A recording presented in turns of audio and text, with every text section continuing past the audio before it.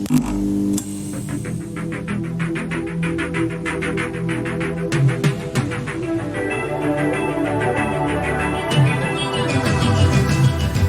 to you from the last video store in the universe, it's Binge Movies 148. I'm Jason. This is the show that ranks and eliminates movies to determine which ones are most worthy of preservation for all time, even beyond the end times. On this episode, The Vault.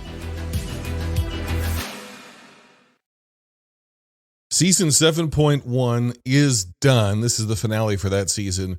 Season 7.2 is already in the works as we speak, and another entry into the vault has been selected by you, the people, you, the binge lords of Binge Movies, who follow us on Twitter at Binge Movies. We put the poll up. It came down to two final films. If you haven't listened to Last Movie Standing Spring Blast, I recommend you do so. We're going to spoil that episode. Those Last Movie Standings are always very fun, and we get a lot of engagement around it, and it's also a really exciting time. It's impossible to do without our guest. The most recent Last Movie Standing, Spring Blast, we had two incredible guests. We had a returning champion, the Lady One, and we had a returning competitor, challenger, in Robert Yanez Jr. Both of them did an excellent job, I thought, of arguing for their film. I think that the thing for Robert is he's in a very tough position when it came down to that debate, because the strongest film on his list was Reservoir Dogs, but that's not Tarantino's strongest film. And so he can't argue against Tarantino, but it's not really his strongest film. And it didn't have the same strength in comparison to, say, A Lord of the Rings, even though, to Robert's point, maybe the Lord of the Rings sequels are stronger than Fellowship. So it's going to be interesting to see, and Robert tweeted this out a few days ago, that what's going to be interesting is, can we get, we being the competitors in throughout the rest of this year, can you get the entire Lord of the Rings trilogy into the vault? Is it going to be the first trilogy added to the vault? Is that even a thing that's possible? We're kind of in uncharted waters here, unprecedented territory. So it's going to be really interesting to see. And it's going to be interesting to see who picks what and who picks, what films and what films make it and what films don't make it as we progress. Season 7.2, we're going to have the Two Towers. Lord of the Rings Two Towers is going to be there. So as it stands now, it's going to be interesting to see what happens, because, Tarantino, if you haven't been following along, was eliminated from cinematic history. Not all of his work, but Reservoir Dogs fell short just by a thin margin, with a 48% versus a 52% vote out of over 150 some votes. It happened on Twitter. It was honestly, Reservoir Dogs took a strong early lead. Then Fellowship, they traded back and forth over the 3 or 4 days that the poll was available. And even down into the last, I would say, 8 hours or so, it was kind of touch or go. And it looked like maybe Reservoir was going to do a bit of a late stage run and just squeak out a victory over Fellowship. It didn't happen. The Lady One clinches it yet again to take her record to 6-0. She has 4 entries out of the total 13 we have so far in the vault. 4 of them belong to the Lady One. So, in case you need a reminder of what is presently in the vault, I'll give it to you right now. What is presently in the vault, the first entry of all entries, is the original Halloween. Then we have Terminator 2 Judgment Day, Aladdin, Jurassic Park, Parasite, Toy Story, Captain America the Winter Soldier, Men in Black, Saving Private Ryan, Ghostbusters, A Nightmare on Elm Street, the original 1984 version, of course, Night of the Living Dead, the George Romero classic, and now The Lord of the Rings, The Fellowship of the Ring.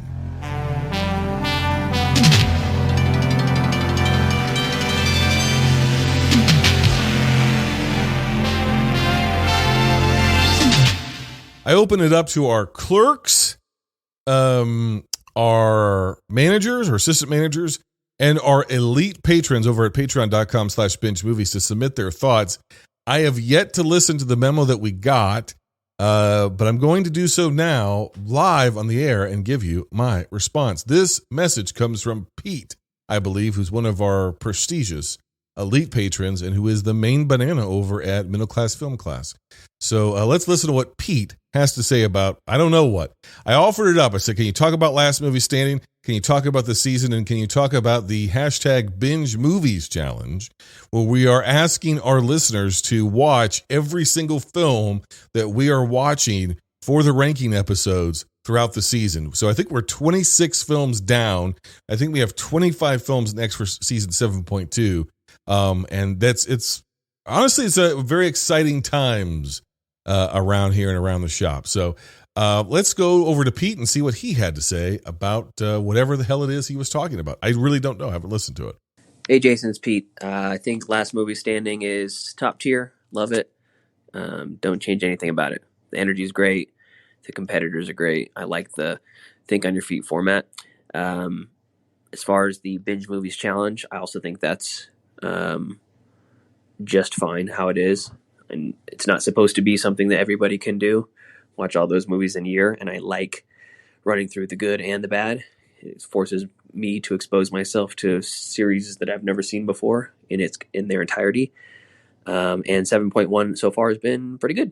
The only thing I'd say that is funky about Last Movie Standing and is that if we're voting on who did a better job in the performance, then that needs to be limited to people who did listen to the episode. Film Twitter at large, it becomes fandom versus fandom in a case like Tarantino versus Lord of the Rings.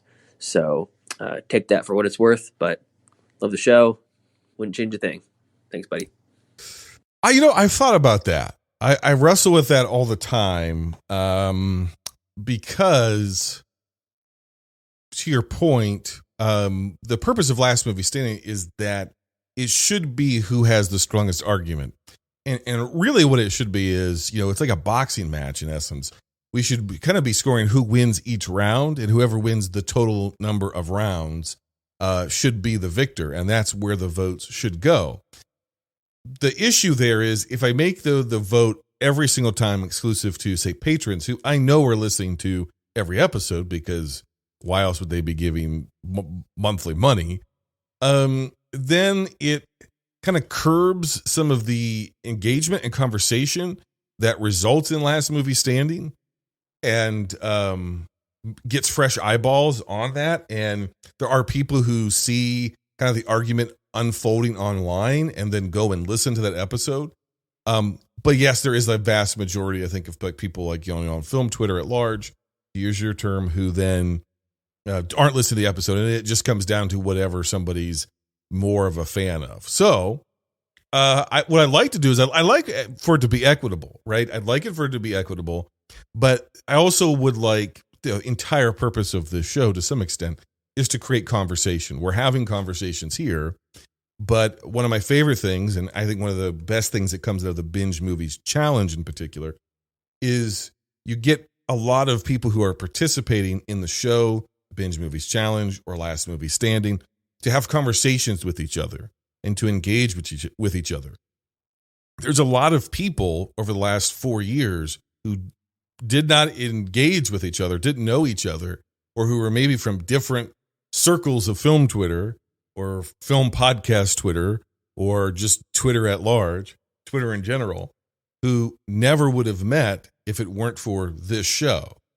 And that's kind of always been the goal. Even if you go back into the stock room and you listen to old episodes, I think there's times on there where I talk about like that is the purpose, kind of like, my intention behind the show is I really want to create conversation and create dialogue about movies and create a conversation that's kind of different than the traditional discourse about movies. And there have been people who've gotten in on a grassroots level, people like Pete and others who are making that happen and are making that possible through their support and through their engagement and making that kind of dream come true a little bit.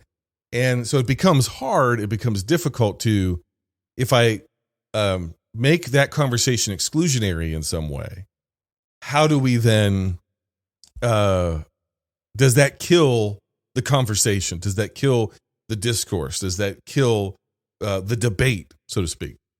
So that's what I really wrestle with. I really wrestle with how effective I think Last Movie Standing can be, especially when you have great guests like the Lady Juan and Robert, and great competitors who are very good at articulating themselves and generating thoughts and continuing that conversation online. Even someone like D.W. Lundberg, people who are very good at, drumming up dialogue. And if that dialogue just goes to our wonderful patrons, and I'm not trying to diminish that, then it keeps that conversation locked in only behind a paywall, basically. And so it's a tricky balance. I don't know the answer for it, to be honest with you. It is something I wrestle with because I really want as broad of an audience as possible to engage in the sort of film conversation that derives out of this show. And I think Last Movie Standing is a great vehicle for that. At the same time, it is supposed to be a bit of a competition, and it is supposed to be deriving a film canon of a sort. So that it's the exclusivity versus inclusivity impulses that are at odds with each other. And so I feel that, Pete, I really do. Yeah, I have gotten some pushback from people to Pete's point about like, well, this is a lot of movies. It's called a challenge. It's called a challenge. Well, I don't want to watch these movies. Well, you don't have to. You don't have to participate. We have a lot of listeners who don't follow us on social media. We have a lot of listeners who do not subscribe on Patreon.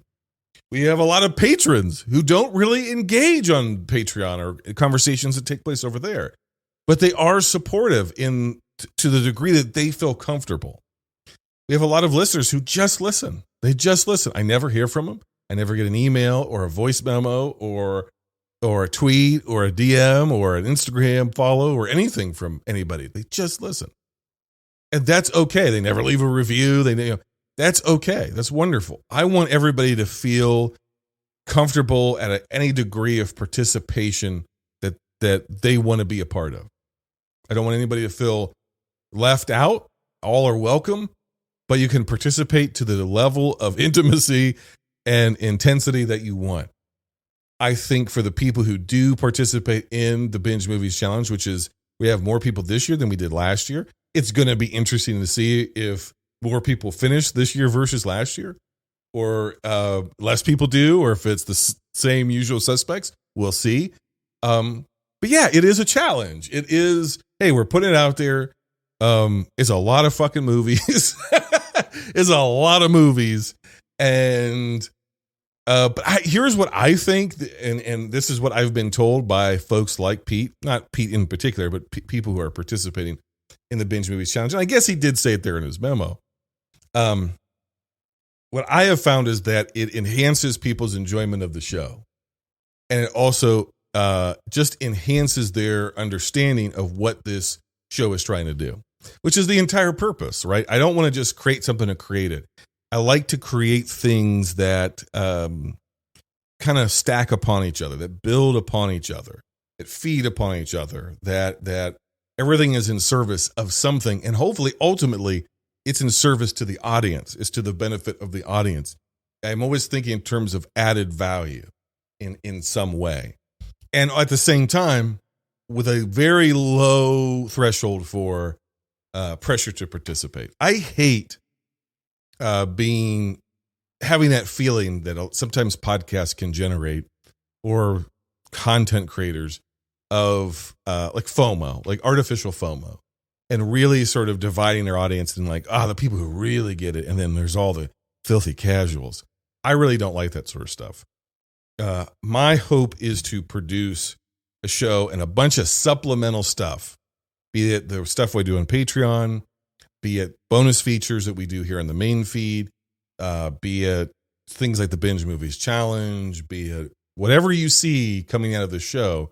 It's my hope that it's all a fun, interesting on-ramp to film enjoyment, film engagement, and thinking about film and meeting other people who love movies as much as we all do. That's the goal behind it. So, yeah, it's hard for me to sum up a season because by the time you're listening to the end of the season, I'm already working on the next season. And sometimes that's back to back, right? Like I'm recording this and I'm already recording episodes for the next season. So there's a lot of overlap. So my brain gets scattered because, I'm doing stuff for season 7.2 while I'm still doing things for 7.1 just to keep the momentum going to be able to put the show out, I think, at the highest level that I can. We do, there is sometimes pushback about like, well, why don't you just do weekly episodes? Why the seasons, all that sort of stuff? Because I think people who are participating in the Binge Movies Challenge can attest to this. It's quite a handful of to watch 25 films that you may not inherently be interested in straight off the rip, but to really give them their due justice to think about it and to think about it critically to some extent and to put some effort into it takes time. And then to be able to coordinate with schedules to find the right guest for the right episode and give them the proper amount of time. It's a very demanding thing to say to a guest, hey, watch these 5 movies and then be prepared to rip them apart analytically for hours on end. It's a very rigorous, vigorous thing that I'm asking of people. So I want to give the guest enough time to gestate and to watch things, give myself enough time so that we can deliver the best episodes for our audience. And I've gotten a lot of praise recently for the show. And I can't tell you how much that means. Because anyone that does this, I know a lot of people who listen to this show have their own podcast as well. So I think you can attest to this. Even if you are doing it and you know in your heart of hearts, man, I'm never going to get famous doing this. I'm not doing it to become a millionaire or, to get a big old sponsorship deal or this, that, whatever, to be bought by Spotify. I'm not going to have millions of downloads.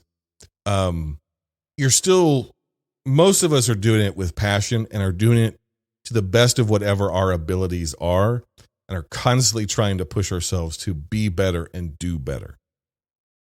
And it's just a wonderful thing to receive well thought out, constructive praise. To point out, when people point out something very specific about, hey, I really appreciate how it's obvious you do this, or you take the time to do that, or I like the show because of this, or I love this episode because of that, or even a specific quote or something you found interesting or funny or, just praiseworthy. That is in a sense, the reward. The metrics aren't a reward. I'll give you an example. This is a peek behind the curtain. So we did the Police Academy episode with Matt F. Basler. Matt F. Basler has new music out there, so go ahead and check that out. He's on Spotify, probably Bandcamp. Just follow him on social media. It's Matt F. Basler across the board. He's also on the Real Spoilers Patreon a lot, so go support those guys. So I very intentionally went into it with the attitude of, I don't want to make fun of this series inherently. Because I hadn't seen most of them in like 30 plus years. So I know them they have a bad reputation. But I don't want to just go in and just be like, I'm going to dunk on these movies for a couple hours.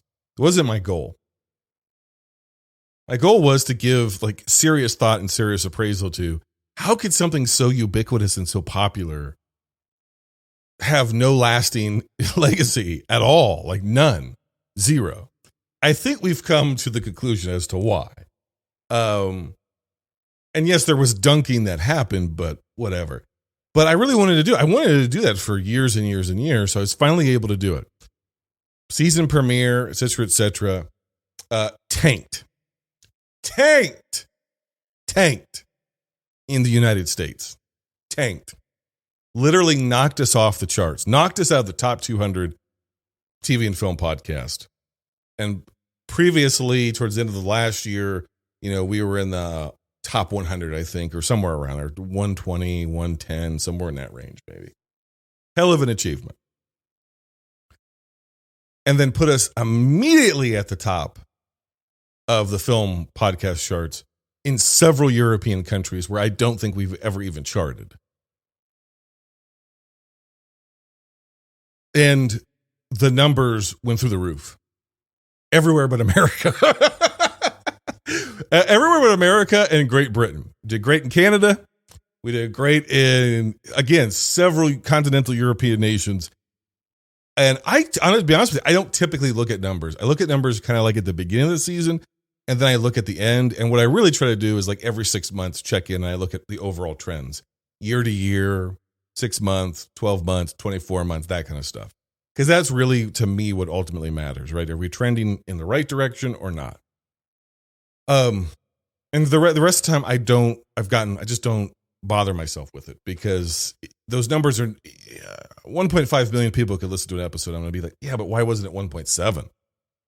So it's just poison. I don't even think about it. I just try to have the best show that I can, and what the numbers are, they are. And again, there's an example of knocked us out of competition in the United States, put us at the tippity top of the charts in 4 different European countries. Who the hell knows, right? Obviously, there's a lasting legacy somewhere in the world for Police Academy. It just isn't here in the United States. But that's worth it to me, because, yeah, we probably gained a whole bunch of new listeners. And if you're listening from those countries, thank you very much. If Police Academy brought you in, I hope you're still listening. I hope you enjoy the show. And thanks for listening. Subscribe, do all the great stuff that we ask you to do. Leave us a 5-star review. And wherever country you are in Apple Podcasts, Spotify, wherever you're listening to this, we appreciate you. But what it really does, it enables a whole new group of people to be a part of the conversation. That's it.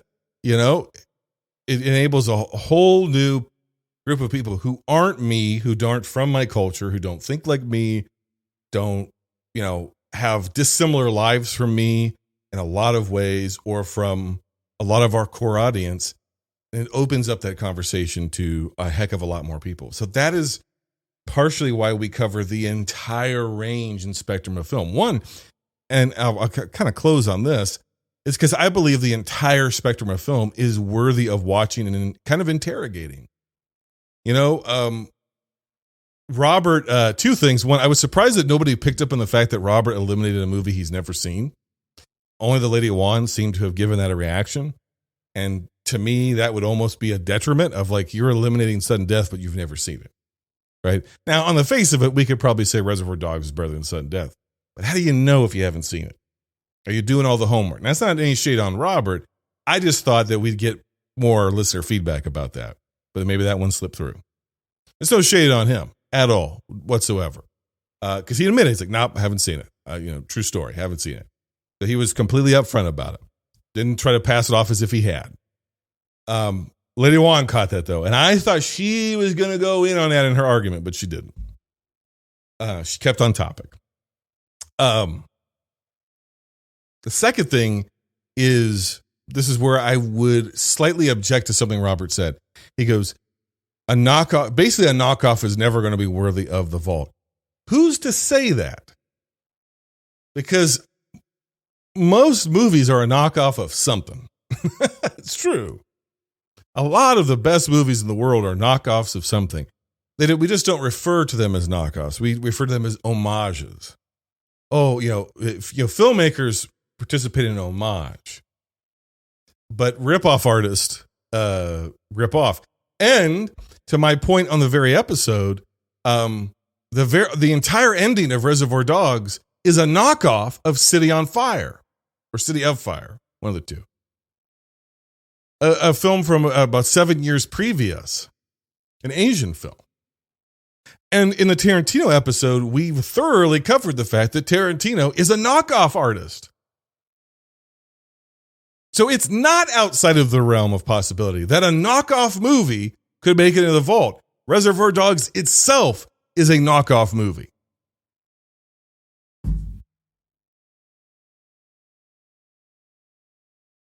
And also, I think every type of genre and subgenre should probably be represented if you're trying to create a comprehensive canon for film history. Then I think that every single genre and subgenre of film should at least be interrogated, reviewed for possible inclusion. I think genre movies, B movies, I think that there should be a Shot on Shittio movie in the vault. It ought to be the best Shot on Shittio movie, whatever that is. But I think there's a place for it in the vault. I think there's a place for exploitation films in the vault because that's part of cinema. We're not just saying, okay, the creme de la creme of the mainstream. It ought to be the creme de la creme of film history. And I think it's shaping up, thanks to you, pretty nicely. And thanks to the Lady Juan, who is 6 victories deep, let me just say these 2 words: acknowledge her. 6 victories deep, 4 entries, because last year we did a gauntlet. So she's got 4 entries in the vault that she won handedly.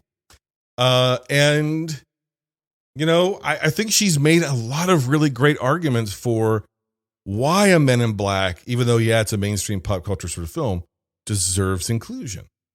I think that a lot of our, the Nightmare on Elm Street, the original Nightmare on Elm Street, which I believe was Megan Kearns, she made a great argument for that. Claire made a great argument for one of the sequels, I think Dream Warriors, if I remember correctly. I think we've had so many great guests who've made so many compelling arguments. And I really, really enjoy the fact that we are together weighing out what makes movies great and what makes a great movie, which is the entire point. It's the entire point. Jokes, sarcasm, silliness, everything aside. That's the point of what we're doing. So I'd love to hear from more of you. I'd love to hear from more of you on Patreon. I'd love to hear from more of you on Twitter. I'd love for more of you to participate. You have until basically the end of the year for the Binge Movies Challenge. If you haven't started, you're 25, 26 maybe movies behind. Maybe 27, actually. I gotta think about that. How many freaking police academies were there? You're almost 30 films behind, okay? And we're getting ready to do another 25 films. And this, for those of you that have been with us for a while now, you know what's right around the corner. What's right around the corner is VHS Summer. And this is VHS Summer 3, baby. So I'm incredibly excited about it. We're going to be heading into the next season of Binge Movies. It'll be here before you know it. Stay tuned. We're still going to have bonus instant reactions and things like that. They're going to come out in between these 2 seasons. So keep listening. Stay subscribed. We're not going away. We're not going anywhere. Season 7.2 is already in the works. VHS Summer 3 is on the way. And it's going to cap off with our very last movie standing, which is, of course, Beach Brawl. A listener favorite. And speaking of listener favorites, may I say to you that a long dormant previous series within this series of ranking episodes, a fan favorite is returning in season 7.2. I'm just going to tell you what it is. That's correct. You are correct. You've guessed it. Forgotten Films of the 1980s returns in season 7.2 by popular demand. Please stop messaging me. It's back. Thank you. I appreciate you. Until next time, binge on.